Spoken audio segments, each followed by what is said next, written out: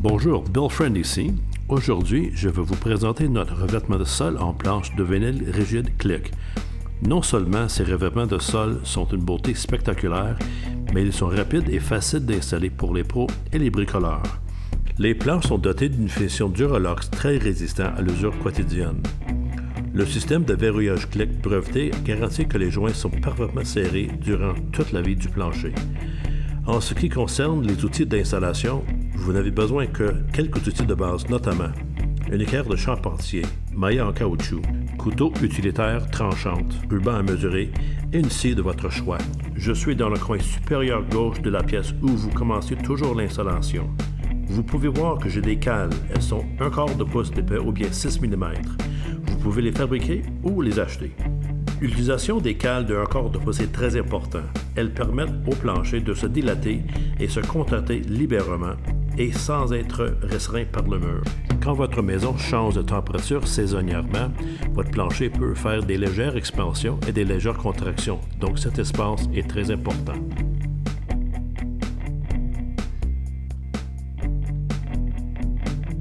Commençons. Je vais installer un double rang comme premier rang pour s'assurer que les planches sont parfaitement droites.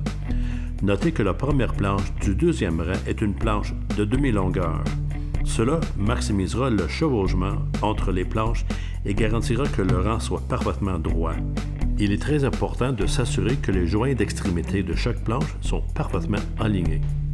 Il est difficile d'aligner les planches à 100% parfaitement à la main. J'aime utiliser une planche de guidage qui me permet d'obtenir les planches parfaitement droites, rapidement et facilement. J'aime utiliser une planche de guidage, laquelle qui ne sera pas installée. Je vais la déplacer au fur et à mesure que je construis ma double rang de départ. Prenez la première planche du premier rang, cliquez-la en place. Faites-la glisser avant et en arrière plusieurs fois pour vous assurer que le joint est bien fermé à 100%. Remarquez à quelle facilité la planche est tombée. Assurez-vous que les joints sont parfaitement alignés, sans espace ni chevauchement, puis donnez-la quelques coups avec votre maillet pour verrouiller les joints ensemble. Commençons maintenant la seconde moitié de notre double rang, en insérant notre première planche qui est à moitié longueur. Verrouillez-la en place de sorte que l'extrémité soit à l'égalité avec la rangée précédente. Je vais ajuster un peu la position du revêtement pour qu'il touche la cale. Installez la deuxième planche du deuxième rang en suivant la même technique pour enligner et verrouiller les extrémités avec le maillet. Nous allons suivre ce même processus tout au longueur du double rang de départ. Une fois la rangée est terminée, nous allons les pousser ensuite fermement contre les cales au long du mur. Ensuite, nous allons finir notre double rang.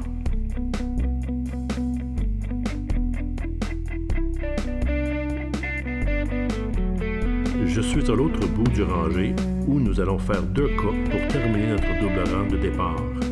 Mesurez de votre cale jusqu'au bout de la planche. Cela vous donnera une mesure exacte. Je vais mesurer et couper les 2 planches pour compléter le rang. Une fois le double rang est complètement terminé, il est prêt pour être déplacé et poussé contre le mur pour être bien serré contre les cales.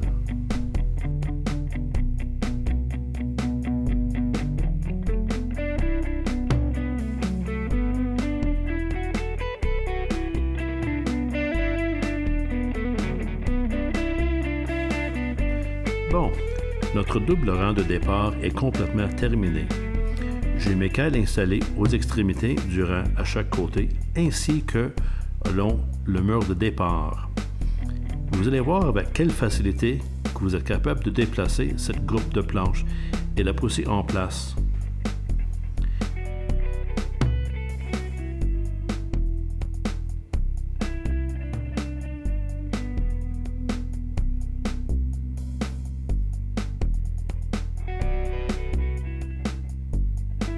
Vérifiez que vos espaces de dilation sont uniformes sur les 3 côtés.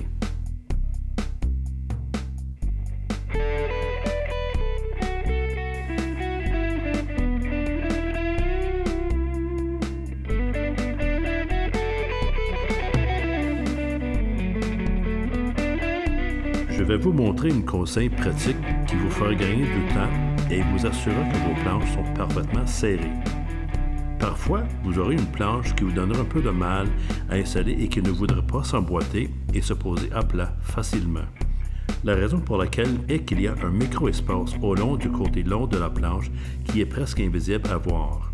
Prenez un morceau d'une planche coupée et insérez-la dans la planche qui résiste de s'abaisser.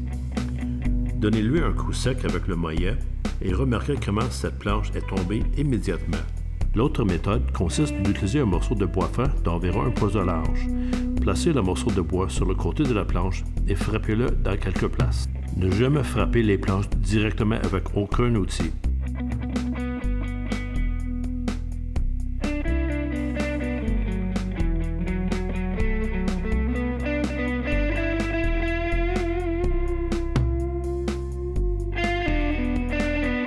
Voici un autre conseil utile.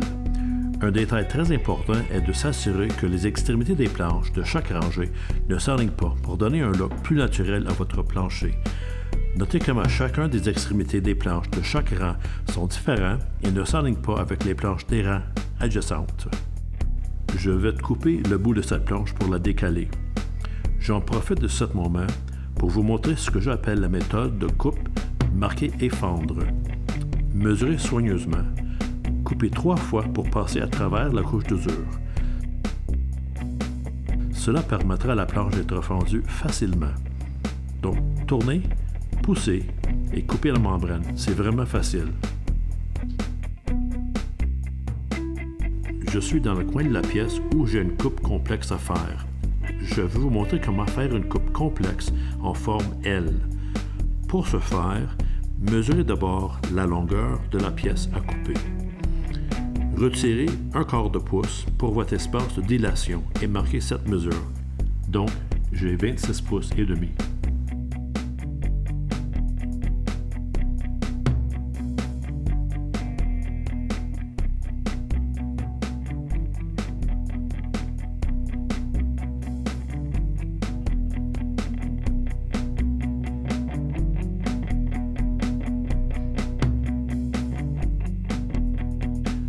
Ensuite, l'étape suivante consiste à mesurer la longueur de la section courte de la planche et transférer cette marque sur la planche. Enfin, il faut mesurer la largeur de la zone étroite et aussi marquer cette distance moins 1/4 de pouce pour l'espace dilation. Je vais transférer la mesure à 2 points afin de faire une ligne bien et droite.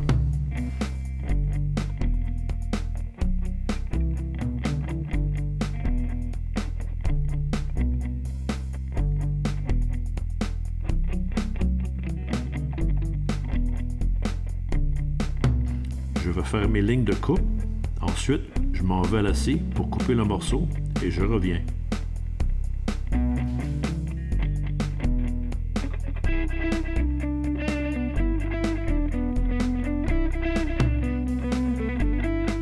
Nous sommes à environ la moitié du projet avec 120 pieds installés. Ceci m'a pris environ 2 heures de temps. Parlons du système CLIC. Le système de verrouillage CLIC est breveté et c'est la base du produit et pourquoi le plancher est tellement facile et rapide à installer. Les planches comprennent 2 différents systèmes de verrouillage CLIC. Un système sur le côté court des planches ainsi qu'un système sur le côté long des planches. Chacun travaille un peu différemment. Le côté court des planches, on appelle ça un drop lock. Pour le côté long, il est très important de s'assurer que le clic est bien engagé avant d'abaisser la planche. Remarquez que le système de verrouillage de la planche inférieure comporte un rainure ou un canal qui correspond à la planche adjacente lorsqu'elle est abaissée, ce qui assure que les planches se verrouillent parfaitement ensemble afin qu'elles ne puissent pas se séparer ou s'écarter avec le temps.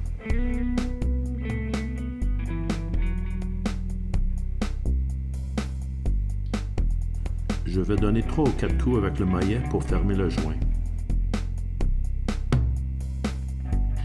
Après avoir installé chaque planche ou bien chaque rangée, il est très important de frapper au long des planches sur le bord pour s'assurer que les côtés longs sont entièrement verrouillés et qu'il n'y a aucun espace entre les planches.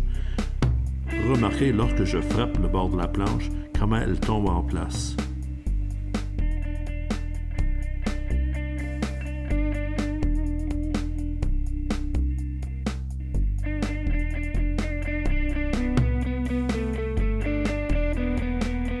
On avance et maintenant on approche la fin du projet. Il nous reste 2 placards à compléter où il y aurait des coupes spéciales à faire. Pour s'adapter autour de ce poteau, je vais vous montrer comment le faire facilement et avec précision. Assurez-vous que l'extrémité de cette planche est bien en ligne avec la planche précédente comme si elle était verrouillée ensemble. Approchez la planche avec le poteau pour que vous puissiez mesurer la largeur du poteau sur la planche pour découper le morceau à enlever. Mesurez la profondeur de la coupe et transférez cette distance sur la planche moins le quart de pouce pour l'espace de délation. Bon, tracez vos lignes sur les mesures de largeur ainsi que la mesure de la profondeur. Soyez plus ou moins précis à 1/8 de pouce. On va découper ce morceau et installer cette planche. Pour l'autre côté du poteau, nous allons faire exactement la même chose. Et après ça, on va continuer pour installer la balance du plancher.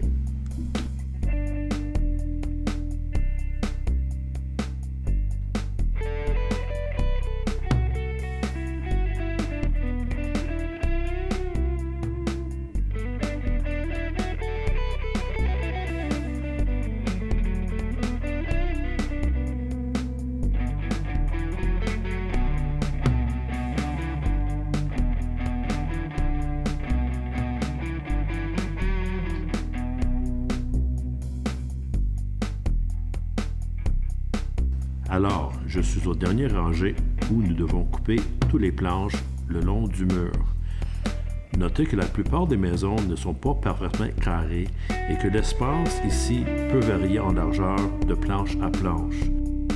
Donc, nous allons mesurer une planche à la fois pour assurer que chaque planche remplit l'espace exactement, moins le quart de pouce pour l'espace de délation. Je suis chanceux pour ce dernier phase du projet. L'espace qui reste est exactement la largeur du planche avec un léger espace pour la délation.